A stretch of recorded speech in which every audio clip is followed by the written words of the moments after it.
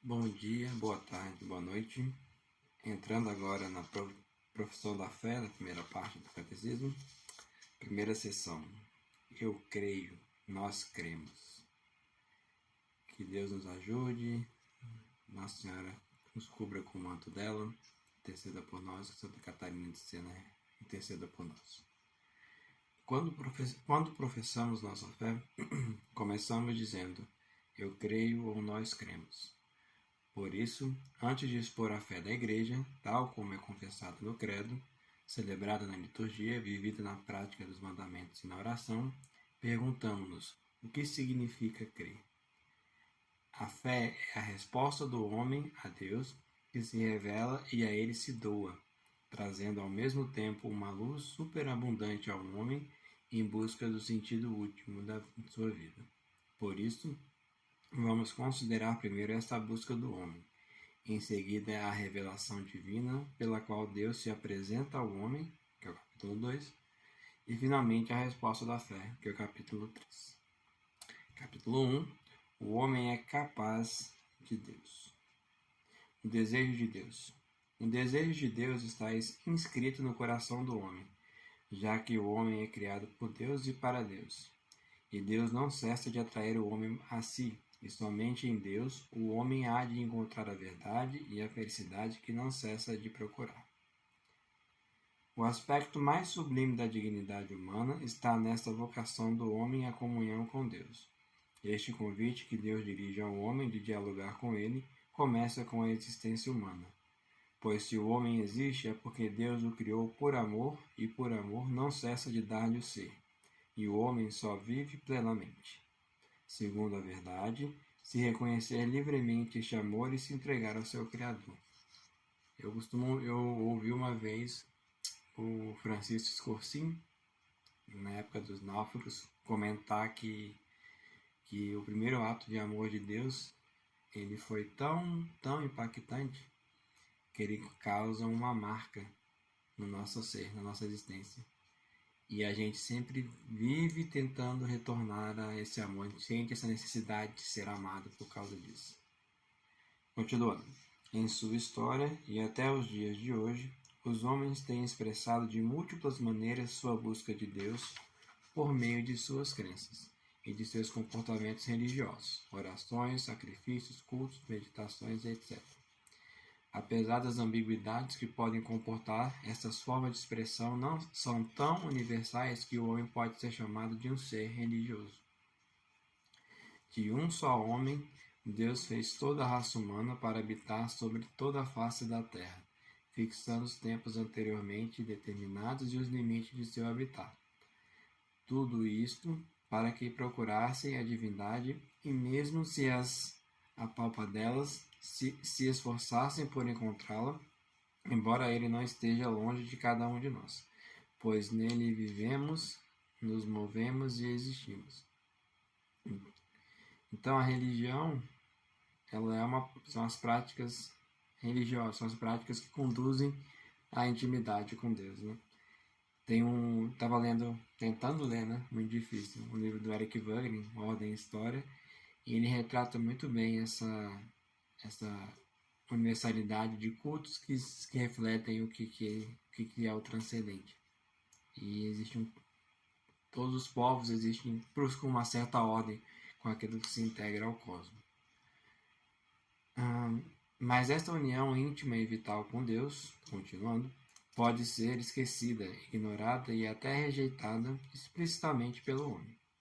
Tais atitudes podem ter origens muito diversas.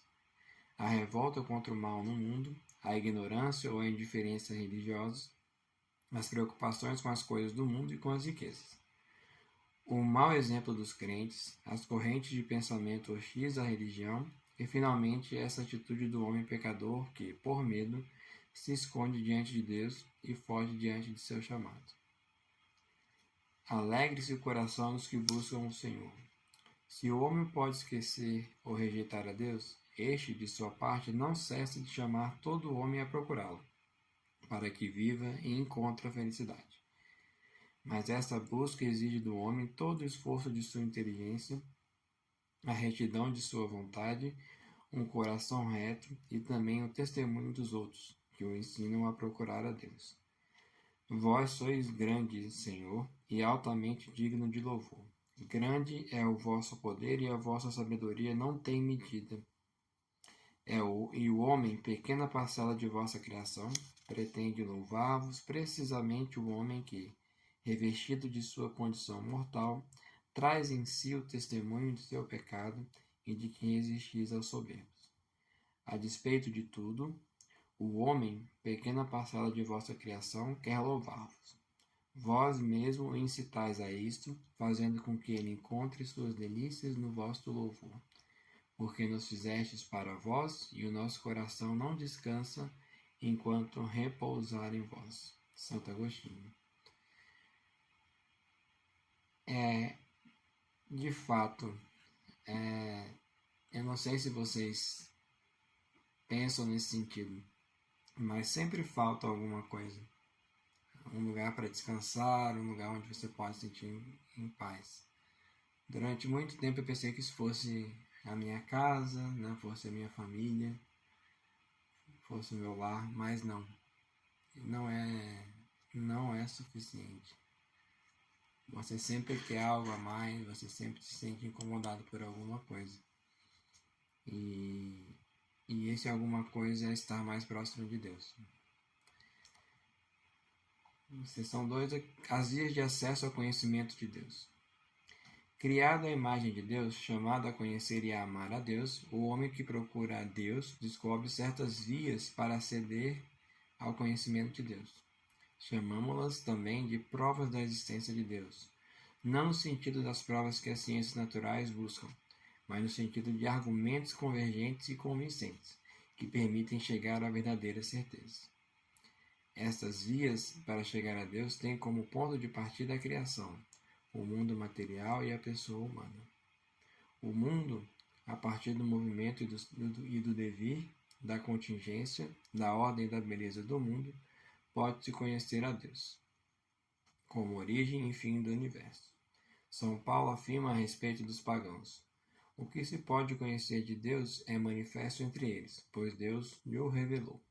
Sua realidade invisível, seu eterno poder e sua divindade, tornou-se inteligível desde a criação do mundo através das criaturas.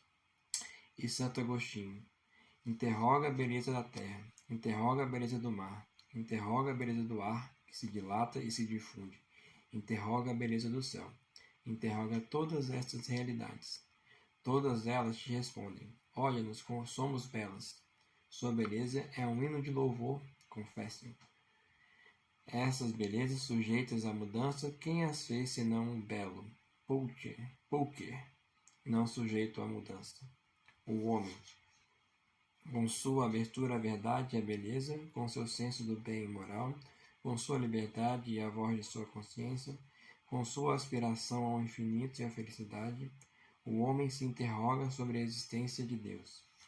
Mediante tudo isso, percebe sinais de sua alma espiritual, como semente de eternidade que leva dentro de si, irredutível à só matéria. Sua alma não pode ter origem senão em Deus.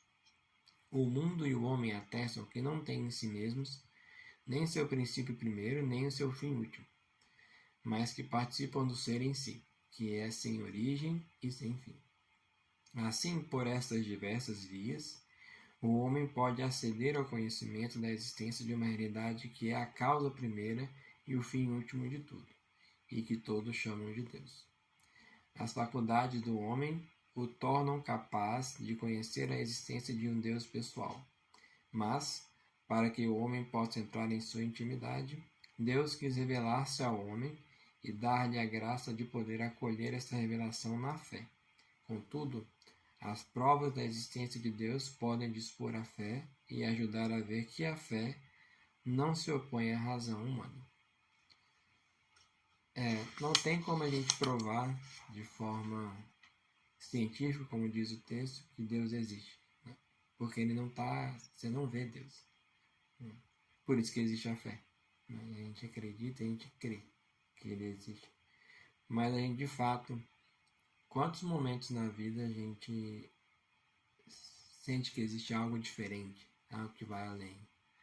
Eu lembro que eu tive a oportunidade de ir aos Lençóis Maranhenses, e quando eu vi a Lagoa das Gaivotas em Santo Amaro, eu pensei, nossa, Deus existe mesmo. Porque era tudo tão belo, tão perfeito, que só podia ter a mão de alguém, que não podia ser coincidência ou um mero acaso.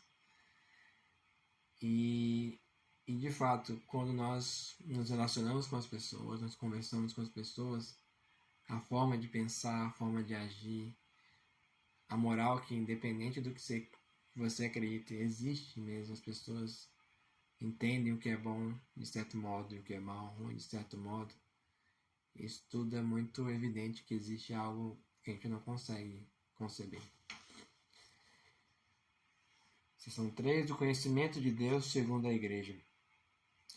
A Santa Igreja, nossa mãe, sustenta e ensina que Deus, princípio e fim de todas as coisas, pode ser conhecido com certeza pela luz natural da razão humana a partir das coisas criadas. Sem esta capacidade, o homem não poderia escolher a revelação de Deus. O homem tem essa capacidade por ser criado à imagem de Deus. Todavia, nas condições históricas em que se encontra, o homem enfrenta muitas dificuldades para conhecer a Deus, apenas com a luz de sua razão. Pois, embora a razão humana, absolutamente falando, possa chegar com suas forças e lume naturais ao conhecimento verdadeiro e certo de um Deus pessoal, que governa e protege o mundo com sua providência, bem como chegar ao conhecimento da lei natural impressa pelo Criador em nossas almas, de fato, muitos são os obstáculos que impedem a mesma razão de usar eficazmente e com resultado dessa sua capacidade natural. As verdades que se referem a Deus e as relações entre os homens e Deus são verdades que transcendem completamente a ordem das coisas sensíveis, e quando essas verdades atingem a vida prática e a regem, requerem sacrifício e abnegação. A inteligência humana, na aquisição dessas verdades, encontra dificuldades tanto por parte dos sentidos e da imaginação, como por parte das más inclinações, provenientes do pecado original. Donde vemos que os homens, em tais questões, facilmente procuram persuadir-se de que seja falso, ou ao menos duvidoso, aquilo que não desejam que seja verdadeiro. Por isso, o homem tem necessidade de ser iluminado pela revelação de Deus. Não somente sobre o que ultrapassa seu entendimento, mas também sobre as verdades religiosas e morais que, de per si, não são inacessíveis à razão, a fim de que estas, no estado atual do gênero humano, possam ser conhecidas por todos sem dificuldade, com uma certeza firme e sem mistura de erro. Existe um limite, na razão humana, e Deus se revela por amor a nós, para que nós alcancemos certas verdades. Eu acho que isso é um processo de vida mesmo, assim. Deus não revela tudo para todo mundo, muito por causa da nossa limitação mesmo, de estar em comunhão com Ele. Às vezes eu acho que é estado de pecado, estado de falta de sossego, é o que nos atrapalha de estar mais íntimo de Deus. Como falar de Deus? Seção 4. Ao defender a capacidade da razão humana de conhecer a Deus, a Igreja exprime sua confiança na possibilidade de falar de Deus a todos os homens e com todos os homens. Essa convicção está na base do seu diálogo com as outras religiões, com a filosofia e com as ciências, como também com os não crentes e os ateus. Uma vez que nosso conhecimento de Deus é limitado, também limitada é nossa linguagem sobre Deus. Verdade. Só podemos falar de Deus a partir das criaturas e segundo o nosso modo humano limitado de conhecer e de pensar. As criaturas, todas elas trazem em si certa semelhança com Deus, muito particularmente o homem criado à imagem e à semelhança de Deus. Por isso, as múltiplas perfeições das criaturas, sua verdade, bondade e beleza, refletem a perfeição infinita de Deus.